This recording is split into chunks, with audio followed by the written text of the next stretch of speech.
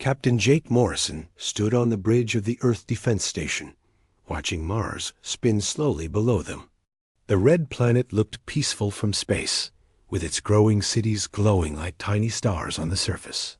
Jake had been stationed here for 3 years, and most days were quiet. Ships came and went, carrying supplies between Earth and the outer colonies. Nothing exciting ever happened. That morning started like any other. Jake sipped his coffee and read reports from the night shift. The station's sensors swept space around Mars, looking for anything unusual. For 43 years, they had found nothing but empty space and routine traffic. Then everything changed. Lieutenant Sam Peters looked up from his console with wide eyes. "Captain, I'm getting something strange on the long-range sensors." Jake walked over to look at the screen. A bright dot appeared at the edge of their sensor range, near the outer planets. "What is it?" "Unknown ship, sir. It just appeared out of nowhere. The energy readings are—" "I've never seen anything like this before." Jake frowned. Ships didn't just appear. They came out of hyperspace with the usual flash of light and energy burst. This was different. The readings on Sam's screen showed power levels that seemed impossible. "Get me a visual," Jake ordered. The main screen flickered and showed a grainy image of a ship floating in space. Jake's heart stopped. He knew that design. Every person in the Earth Defense Force knew it. "That's the Horizon," he whispered. Sam looked confused. "Sir, that can't be right. The Horizon disappeared 43 years ago." Everyone knows the story. Jake knew the story too. The U.S. Horizon had been one of Earth's first deep space exploration ships. Captain Frank Carter and his crew of 800 had left Earth in 2344 to explore beyond the known systems. They had sent regular reports for 6 months, then vanished without a trace. No distress signal, no wreckage, nothing. The ship and everyone on it were declared lost. "Run a full scan," Jake said. "I want to know everything about that ship." The sensors worked for several minutes. When the results came back, they made no sense. The ship matched the Horizon's design perfectly, but the energy output was 20 times higher than any Earth ship could produce. The hull showed no signs of damage or age. "Captain," Sam said slowly, "I'm picking up life signs." 800 people, just like the original crew manifest. Before Jake could respond, the communication system crackled too. "Life." A voice came through the speakers, clear and strong. "Earth Defense Station. This is Admiral Frank Carter of the U.S. Horizon, requesting immediate clearance to return to Earth." Jake stared at the speaker. Frank Carter had been dead for 43 years. Everyone knew that. Yet the voice sounded exactly like the recordings in the historical files. "This is Captain Morrison of Mars Defense Station," Jake replied carefully. "Please identify yourself and explain your current status." "Captain Morrison, I understand your confusion. My crew and I have been gone for a long time from your perspective. We have urgent information about a threat to all human colonies. I need to speak with Earth Command immediately." Jake looked around his bridge. His crew stared back at him with confused faces. This was beyond anything they had trained for. "Admiral Carter, if that's really who you are, you've been missing for 43 years. Where have you been?" There was a pause. "It's complicated, Captain. We encountered something in deep space that changed everything. We have technology now that can help humanity, but there's also danger coming. More danger than you can imagine." Jake made a decision that would change human history. "Admiral, maintain your current position. I'm contacting Earth Command and Mars Fleet Command. Do not approach any human installations until we sort this out." "Understood, Captain. But please hurry. Time is running out." The communication ended, leaving Jake's bridge in silence. He turned to his communications officer. Get me Commander Brooks on Priority 1. Then contact Earth Command. Tell them the impossible just happened." As his crew rushed to follow orders, Jake stared at the image of the horizon on his screen. The ship looked exactly as it had 43 years ago, but something about it seemed different. More advanced. More dangerous. Deep in his gut, Jake knew that nothing would ever be the same again. The horizon had returned, and with it came questions that would shake the foundation of everything humanity thought they knew about the galaxy. Dr. Amy Stone stepped through the airlock onto the horizon and immediately knew something was wrong. The ship should have been old and worn after 43 years in space. Instead, everything looked new. The walls gleamed like they had just been polished. The air smelled fresh and clean. Commander Lisa Brooks walked beside her, hand resting on her weapon. Behind them came a team of Earth's best scientists and security officers. They had spent 2 weeks arguing about whether to board the mysterious ship. Earth Command finally decided they had to know the truth. "Welcome aboard," said a familiar voice. Dr. Stone looked up to see Admiral Frank Carter walking toward them. She had studied his pictures in the historical files. This man looked exactly the same. Not older, not different. The same face, the same walk, even the same uniform. "Admiral Carter," Commander Brooks said carefully. "You look well for someone who's been missing for 43 years. Carter smiled. "I understand your confusion. Please let me show you something that will help explain." He led them through corridors that hummed with unknown energy. The ship felt alive in ways that normal Earth ships never did. Lights seemed to respond to their presence, growing brighter as they approached. They entered a large room filled with equipment that Dr. Stone had never seen before. Screens showed star maps with impossible detail. Machines worked with no visible power source. In the center stood a woman who looked about 30 years old. "This is Chief Engineer Mary Davis," Carter said. "She was 28 when we left Earth. She's still 28 today." Dr. Stone stared. "That's impossible. No human technology can stop aging." Mary smiled and touched one of the strange machines. The air around it shimmered, and suddenly a small piece of metal appeared in her hand. "We learned many things during our journey, Dr. Stone. Time moves differently in some parts of space." "Where exactly have you been?" Commander Brooks demanded. Carter's expression grew serious. "Far beyond any star on your charts. We found a region where space itself works differently. We met beings there who changed everything we thought we knew about the universe." He activated one of the screens. It showed space filled with structures that looked like cities made of light. Beings moved between them, but they didn't look solid. They seemed to be made of pure energy. "The architects," Carter said. "They're the oldest intelligence in this part of the galaxy. They gave up physical bodies millions of years ago to become something greater." Dr. Stone studied the images. Her scientific mind struggled to accept what she was seeing. Why would they help humans? "Because they saw something in us that impressed them," Mary answered. "Our determination. Our refusal to give up even when everything seemed hopeless. They decided we were worth saving." "Saving from what?" Brooks asked. Carter's face went dark. "Something is coming, Commander. Something that destroys all life wherever it goes. The architects call them the Devourers. They're machines, but they're also alive. They consume entire worlds and turn everything into part of their fleet." He touched another screen. This one showed space filled with dark ships, thousands of them moving in perfect formation. They looked wrong somehow, like they were made from pieces of different worlds melted together. "They've been moving through the galaxy for millions of years," Carter continued.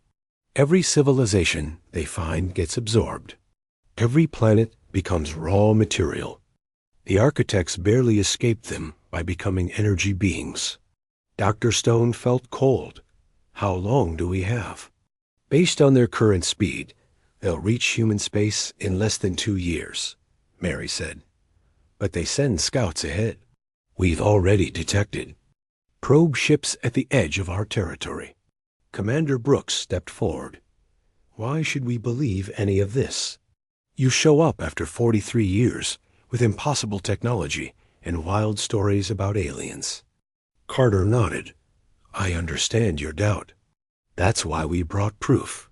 He led them to another room where more crew members worked at stations that seemed to run themselves. These people all looked exactly as they had when they left Earth decades ago. Every person on this ship has been enhanced by architect technology, Carter explained. We can live for thousands of years now. We understand physics in ways that used to be impossible. We can build ships that travel faster than light without using hyperspace drives. Dr. Stone watched a young man create complex equations in the Va, air using only his thoughts.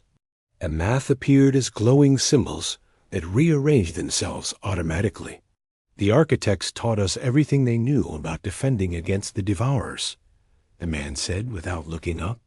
But we had to promise to use that knowledge to protect other species, not just humans. We spent 300 years learning, Mary added. From our perspective, we've been gone for centuries. But time moves strangely near architect space. Only 43 years passed here on Earth. Commander Brooks looked skeptical. Even if this is all true, why come back now? Carter's expression became grim. Because the Devourers have found us. Their scout ships have been watching human colonies. For months, the main fleet will follow soon. Without architect technology, humanity has no chance of survival. Dr. Stone felt the weight of his words. If even half of what they said was true, Earth faced extinction. What do you need from us? Permission. To begin preparing humanity for war, Carter said. We need to build new ships, enhance volunteers with architect biotechnology, and turn every human world into a fortress. We have maybe 18 months before they arrive in force. The room fell silent. Dr. Stone looked around at technology that seemed like magic and people who should have been dead. Everything she thought she knew about science and reality had just been turned upside down. But deep down, she knew they were telling the truth. Captain Sue Miller sat across from Admiral Carter in the secure briefing room on Luna Station. Her job was to find out if the Horizon's crew were telling the truth, or if this was some kind of alien trick. After 30 years in Earth intelligence, she had learned to trust her instincts. Right now, those instincts were screaming that something terrible was coming. Show me the proof, she said simply. Carter nodded to a young man sitting at a control station. Dan, bring up the long-range sensor data. Dan Hayes had been the Horizon's navigation officer when the ship disappeared. He still looked 25. Years old, but his eyes seemed much older. He touched the air above his station, and a three-dimensional map appeared in the center of the room. This is our galaxy, Dan said. The map showed billions of stars spinning slowly in space. These red dots mark civilizations that the Devourers have already consumed. Sue counted the dots. There were thousands of them, spread across huge areas of space. Each dot represented billions of lives that had been wiped out. How do you know all this? She asked. The architects kept records, Dan explained. They watched it happen over millions of years. Every species that tried to fight the Devourers failed. Every planet that tried to hide was found and destroyed. The map zoomed in to show their local area of the galaxy. Sue could see Earth, Mars, and all the human colonies marked in blue. Moving toward them from the outer edge was a spreading wave of red dots. They're not random, Carter said. The Devourers follow a pattern. They send scout ships first to study each new species. Then they adapt their technology to counter whatever defenses they find. By the time the main fleet arrives, resistance is impossible. Sue studied the map. How long have they been watching us? We detected the first scout ship 6 months ago, said a woman's voice. Sue turned to see Dr. Kate Ross, the Horizon's chief medical officer. Like the others, she looked exactly as she had decades ago. But there was something different about her eyes, something that spoke of experiences no normal human could survive. The scouts are small, Kate continued, about the size of a fighter ship. They're designed to be invisible to most sensors, but architect technology can detect them. She waved her hand, and the map changed to show the solar system. Tiny red dots moved between the planets, too small to see without enhancement. There are dozens of them, Kate said. They've been studying our technology, our biology, our military capabilities. Everything they learn gets transmitted back to the main fleet. Sue felt her stomach drop. You're saying they already know how to defeat us? With current human technology, yes, Carter said. Our weapons can't penetrate their shields. Our ships are too slow to escape. Our computers are too simple to outmaneuver their battle networks. Dan touched his station again. The map zoomed out to show deep space beyond the outer planets. A massive red cloud appeared, moving slowly toward human territory. The main fleet, he said quietly. Over 1 million ships. Each one is built from the remains of worlds they've consumed. They carry the knowledge and technology of every species they've ever defeated. Sue stared at the approaching threat. 1 million ships? The architects estimated it would take them 18 months to reach Earth, Kate said. But their scouts are already changing that timeline. They're learning about our defenses faster than expected. Carter stood up and walked to the map. This is why we came back. The architects gave us the tools to fight, but we need Earth's help to use them properly. What kind of tools? Sue asked, though she wasn't sure she wanted to know. Kate smiled, but it wasn't a happy expression. The architects learned how to enhance biological life forms. They can make humans stronger, faster, smarter. They can extend our lifespans and give us the ability to interface directly with their technology. The process changes you, Dan added. Not just physically, but mentally. You start to think differently, see connections that were invisible before. It's not always comfortable. Sue looked around the room at the enhanced humans. What's the catch? The enhancement process is permanent, Carter said, and not everyone survives it. About 1 in 10 volunteers don't make it through the procedure. But those who do survive become something more than human, Kate said. Strong enough to operate architect technology, smart enough to understand their science, and fast enough to fight the devourers on equal terms. The room fell silent. Sue studied the map showing the approaching enemy fleet. Every instinct told her this was real, that humanity faced extinction if they didn't act soon. How many people would need to be enhanced, she asked. At least 50,000, Carter replied. Enough to crew a fleet of architect-designed ships and defend our most important worlds. And if we say no? Dan's voice was quiet. Then in 18 months, humanity joins all those red dots on the map. The devourers don't negotiate. They don't take prisoners. They just consume everything and move on. Sue stood up and walked too. The viewing window.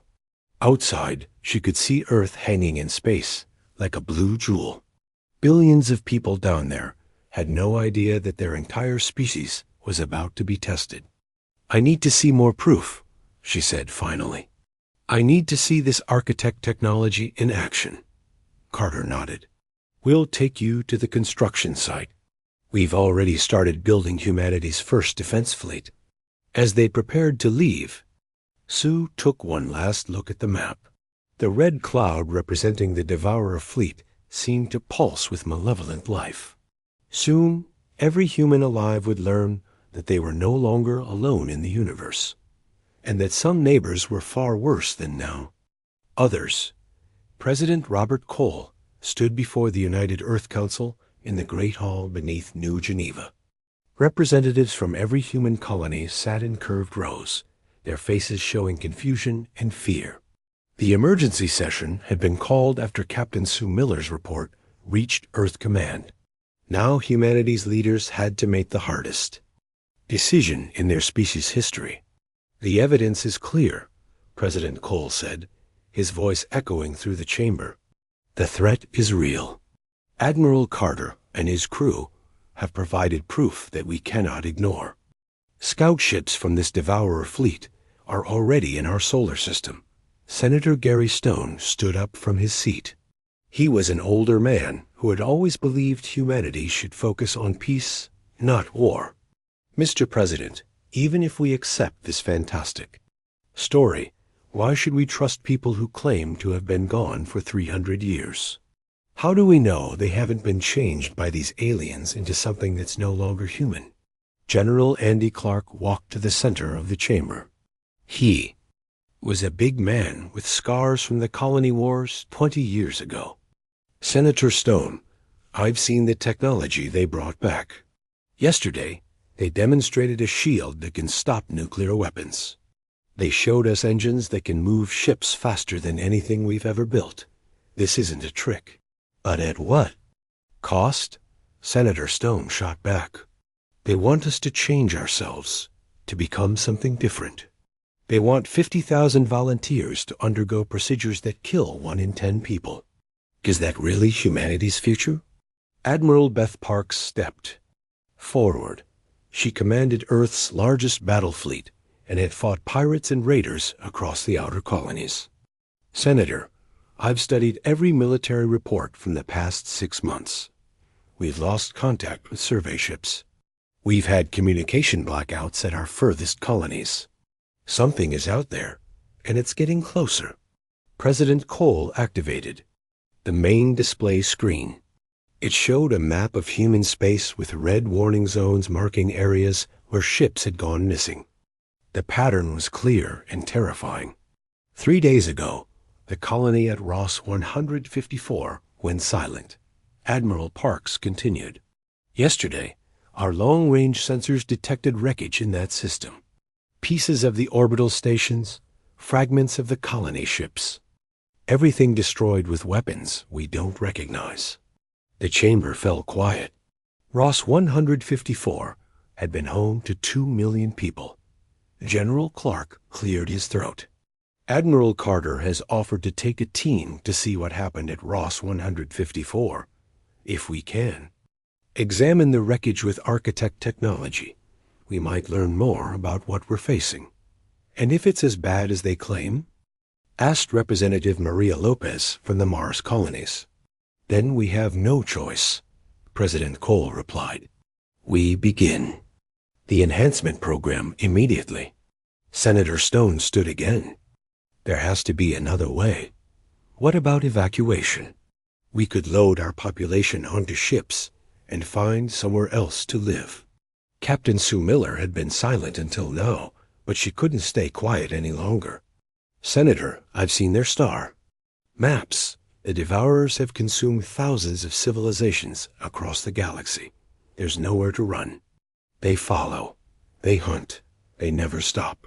But changing ourselves into something inhuman is better than extinction," General Clark interrupted. "I've met the enhanced crew members. They're still human where it counts. They still care about protecting Earth and our colonies. They just have the tools to do it now." President Cole looked around the chamber. "I'm calling for a vote. All in favor of authorizing the Architect Enhancement Program." Hands rose across the chamber. President Cole counted carefully. It was close, but the majority supported the program. Motion carried. He announced, "General Clark, you have unlimited authority to begin preparations. Admiral Parks, I want every available ship moved to defensive positions around our core systems." As the representatives filed out, President Cole remained behind with his senior staff. "How long do we really have?" he asked quietly. Captain Miller consulted her datapad. Admiral Carter believes 18 months for the main fleet. But if they keep losing colonies to scout attacks, they might come faster. What about volunteers for the enhancement program? General Clark smiled grimly. We already have a waiting list. Word has spread through the military. Soldiers know what's coming, and they're willing to take the risk. And the ships? Construction begins tomorrow, Admiral Parks said. Carter's people have identified asteroid fields we can convert into shipyards. With architect technology, we can build vessels in weeks instead of years. President Cole walked to the window and looked up at the stars. Somewhere out there, an enemy beyond imagination was heading toward Earth. But humanity had faced extinction before and survived. They had fought off alien invasions, survived plague and war, and spread across the galaxy despite every obstacle. Get me a direct line to Admiral Carter, he said. If we're going to do this, we need to do it right. Later that evening, President Cole stood on the balcony of his residence, looking up at the night sky. His wife Elena joined him, bringing 2 cups of coffee. The children called, she said. They saw the news broadcasts. They're scared. President. Cole put his arm around her. So am I, but scared people can do amazing things when they have to. Do you really think we can win? He thought about Admiral Carter and his crew, people who had sacrificed everything to bring humanity the tools it needed to survive. He thought about the volunteers already signing up for enhancement, knowing they might die in the process. We're going to find out, he said. Commander Tony White floated in his spacesuit outside the new construction facility in the asteroid belt. Around him, machines worked at impossible speeds, turning raw rock into gleaming metal ships. The asteroid that had been chosen for the shipyard was 3 miles across, but now it looked like a giant factory floating in space. How are we building so fast? Asked Lieutenant Ben Miller, who floated beside him. Tony pointed to where human workers operated alongside strange architect machines. Those devices can change the structure of matter itself. They turn iron ore into advanced alloys in minutes instead of months. Watch. A worker touched the control panel, and a section of asteroid rock began to glow. Within seconds, it transformed into a perfectly shaped ship hull. The metal was stronger than anything Earth had ever produced, but it weighed half as much as normal. Steel. That's impossible, Ben whispered. So was everything else about this situation, Tony replied. But here we are. Inside the main construction bay, Dr. Kate Ross was working with the first group of enhancement volunteers. A medical facility had been built in just 2 weeks using architect technology. It looked like something from a science fiction movie, with glowing walls and machines that seemed to operate by themselves. Sarah lay on an examination table, connected to devices that monitored every part of her body. She had been a fighter pilot for 8 years and had volunteered for enhancement on the first day it was announced. How do you feel? Dr. Ross asked. Sarah tried to sit up and was surprised by how easy it was. Different. Everything looks clearer. Somehow, and I can hear the machines humming in the next room. That's normal, Dr. Ross said with a smile. Your senses have been enhanced, along with everything else. You'll need time to adjust.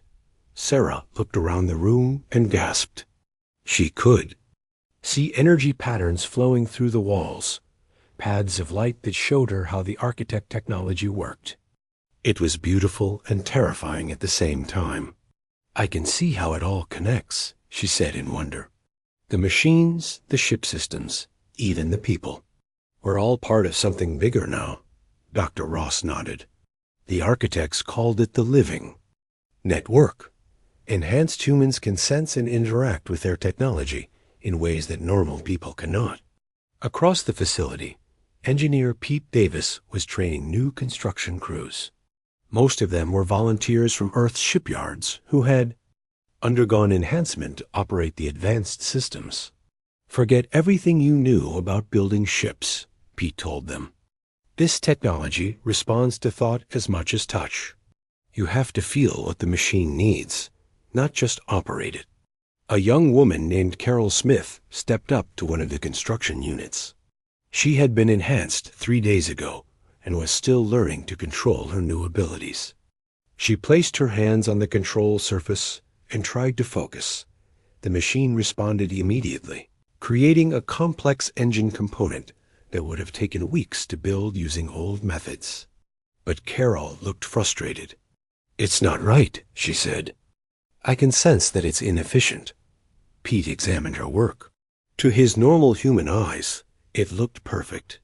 But Carol was enhanced now, and she could perceive flaws that he couldn't see. "Trust your instincts," he told her. "The enhancement gives you understanding that goes beyond normal training." Carol nodded and touched the component. Under her guidance, the machine restructured the metal, making changes that improved its performance by 30%. Meanwhile, in the command center, Admiral Carter was meeting with Earth's military leaders. The room was filled with holographic displays showing the progress of ship construction across the solar system. "How many ships will be ready when they arrive?" asked General Clark. 300 so far," Carter replied. "Each one is more powerful than your largest battleships. But we need at least 1,000 to have a real chance." Admiral Parks studied the ship designs. "What about crew training?" "These vessels are completely different from anything we've built before. That's why we need enhanced crews," Carter explained. "Normal humans can't process information fast enough to operate these systems effectively. The ship's computers work at the speed of thought." In the pilot training area, Sarah Lee was learning to fly humanity's first architect-designed fighter.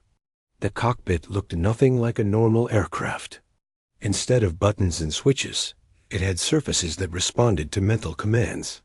"Don't try to control it," her instructor said. "Let it become part of you." Sarah closed her eyes and reached out with her enhanced senses.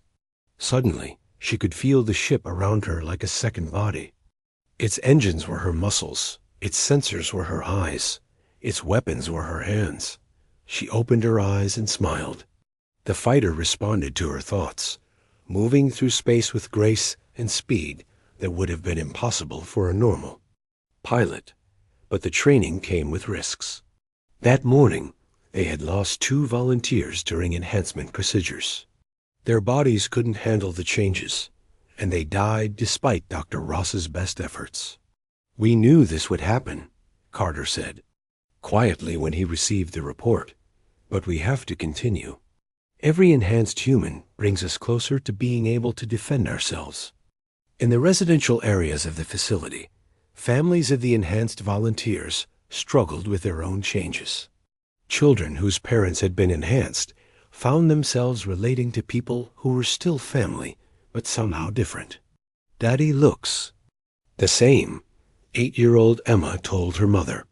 "But when he talks, it's like he knows everything."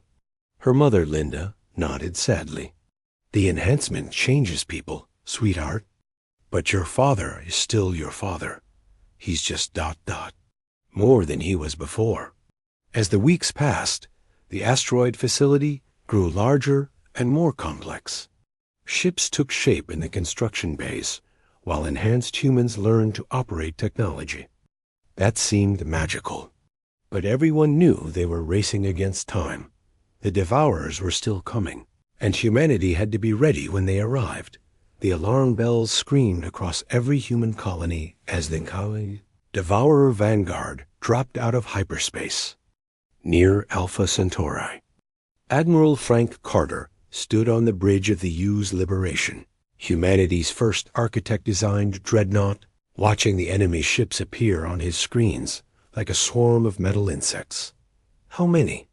asked Commander Lisa Brooks from her position. "On the normal human command ship nearby." 2,000 ships, replied Lieutenant Mike Torres from his fighter squadron. His enhanced vision could count them faster than any computer. "They're different from what we expected. These ships look wrong." Mike was right. The Devourer vessels appeared to be built from pieces of destroyed worlds. Some had chunks of rock and metal fused to their hulls. Others seemed to be made from organic materials that pulsed like living tissue. All of them radiated a sense of wrongness that made even enhanced humans feel sick. "Those aren't just machines," said Dr. Amy Stone, who was monitoring the battle from the science station. "I'm detecting biological signatures inside the ships. They're using harvested minds to control their vessels." Carter felt anger burning in his chest. The Devourers didn't just kill their enemies. They turned them into weapons against other species. "All ships, prepare for battle," Carter ordered. "Remember, we're not just fighting for ourselves. We're fighting for every species the Devourers have destroyed." In the fighter bay of the Liberation, Sarah Lee climbed into her architect-enhanced fighter. The ship felt like an extension of her body now, responding to her thoughts before she even finished forming them. Around her, 50 other enhanced pilots prepared for humanity's first real test against the galaxy's greatest threat. "Stay close to your wingmates," Sarah called over the communication system. "These ships can adapt to our tactics.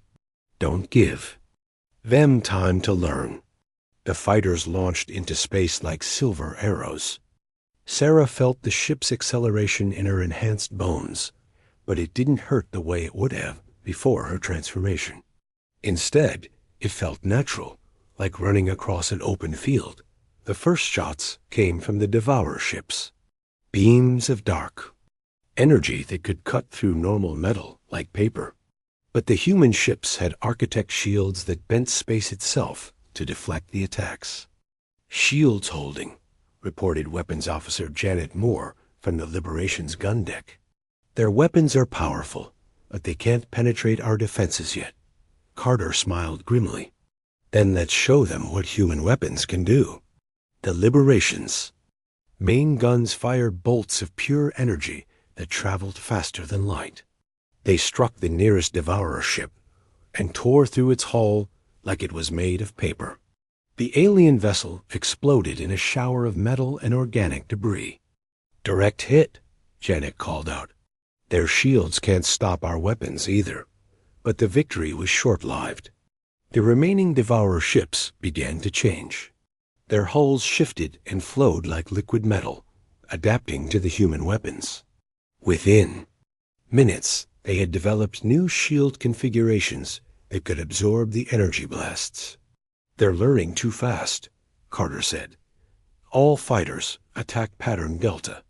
Don't let them study our tactics." Sarah dove her fighter toward a cluster of enemy ships, her enhanced reflexes allowing her to dodge between their defensive fire. She could feel the architect technology in her ship, analyzing the enemy vessels, looking for weaknesses. "I've got something," she called out. "The organic parts of their ships are vulnerable to quantum disruption." Switching to resonance weapons, her fighter's guns shifted automatically, changing from energy beams to weapons that attacked matter at the molecular level. The shot struck a Devourer ship, and it began to shake apart as its organic components lost cohesion. Other pilots quickly copied her tactic. Across the battlefield, human fighters began targeting the biological parts of enemy ships. The Devourers tried to adapt, but the quantum weapons worked too fast for their systems to compensate. "We're winning," Mike Torres reported from his fighter. "Enemy formation is breaking apart." But Dr. Stone's voice cut through their celebration. "Wait, I'm detecting massive energy signatures approaching. Something big is coming." On the edge of the sensor range, new contacts appeared. These ships were enormous, each one the size of a small moon. They moved slowly, but with terrible purpose toward the human fleet. "Command ships," Carter said quietly. "The Vanguard was just a test. Now they're sending the real threat." The giant ships opened fire with weapons that could destroy planets. Beams of dark energy crossed space toward the human fleet. Even with architect shields, Some of the smaller ships were destroyed instantly. All ships, fall back to defensive positions, Carter ordered. We can't fight those things in open space. But the retreat wasn't fast enough. One of the massive beams struck a human cruiser and vaporized it completely. 300 lives ended in a flash of light. They're not just trying to win, Dr. Stone sighed, her voice filled with horror. They're studying us. Every shot they fire teaches them more about our defenses. Carter realized the terrible truth.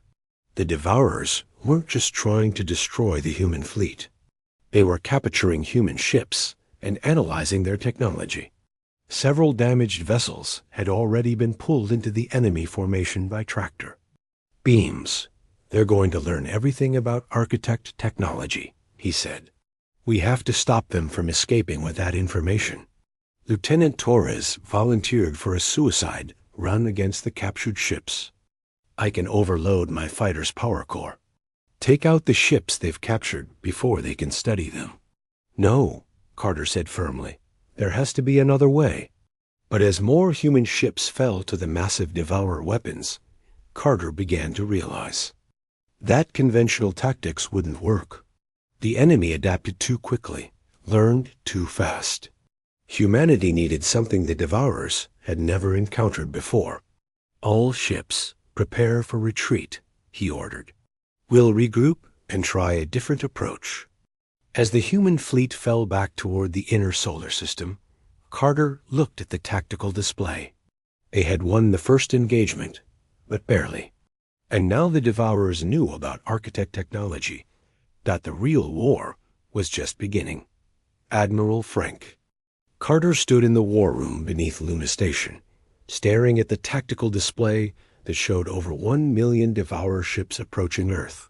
The main fleet had arrived 6 months early, following the path of their scouts. Humanity had run out of time. The barrier device is ready, announced Dr. Amy Stone. We can create a space-time wall around the entire solar system. It would protect Earth and the colonies indefinitely. At what cost? Asked President Robert Cole, who had come to Luna Station for the final strategic meeting. Every enhanced human would need to link with the device permanently, Carter explained. Their consciousness would become part of the barrier. They would exist, but not as individuals anymore. Captain Jake Morrison, now enhanced himself, stepped forward. There's another option. The architects left us one final gift. The Transcendence. Protocol. The room fell silent. Even Dr. Stone looked shocked. You mean become like the architects themselves? She asked. Give up physical bodies entirely? Not give up, Carter corrected. Evolve. Become beings of pure energy while keeping our human consciousness and values. We could fight the Devourers on their own level. General Andy Clark shook his head. That's not human anymore. That's becoming aliens ourselves. Is it? Asked Sarah Lee, who had become one of humanity's best enhanced pilots. I've been changed by architect technology, but I still feel human. I still care about protecting Earth and our people. Carter activated a new display that showed energy patterns flowing through space. The architects discovered that consciousness doesn't require a physical body. Thoughts, emotions, memories, everything that makes us human can exist as pure energy. But would we still be us? President Cole asked. Dr. Kate Ross spoke up from her position at the medical station. I've studied the process. Individual personalities remain intact.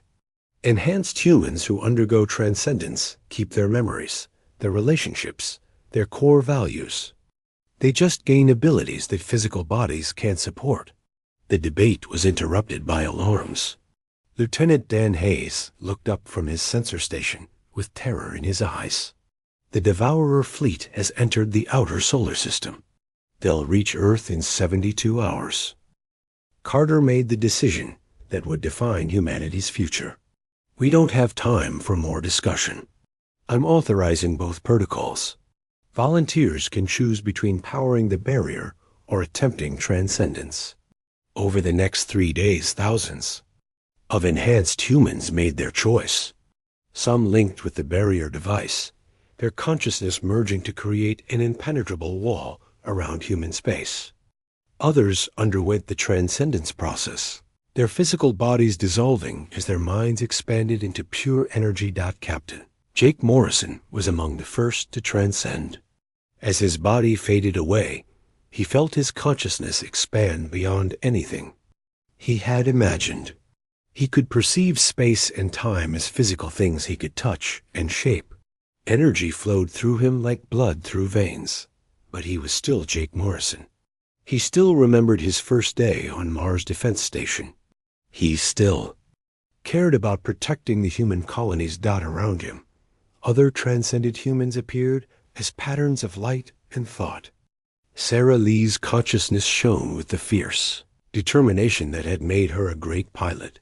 Dr. Stone's mind blazed with curiosity and scientific wonder. They were different now, but they were still themselves. The final battle took place in the space between dimensions, where energy beings could fight without the limitations of physical matter. The Devourers had encountered transcended species before, but never one that maintained such strong connections to their original values. Jake found himself facing the core intelligence that controlled the Devourer fleet. It was vast and ancient, filled with the accumulated knowledge of every species it had consumed. But it was also cold and empty, lacking the warmth that made consciousness truly alive.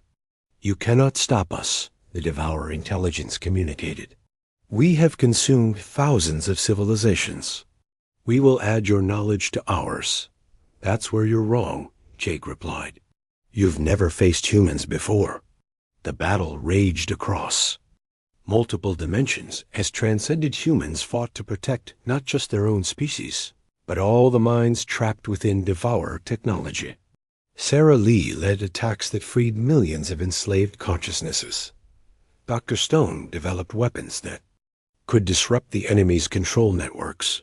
But it was Jake who found the key to victory. Deep within the Devourer core intelligence, he discovered something unexpected: fear.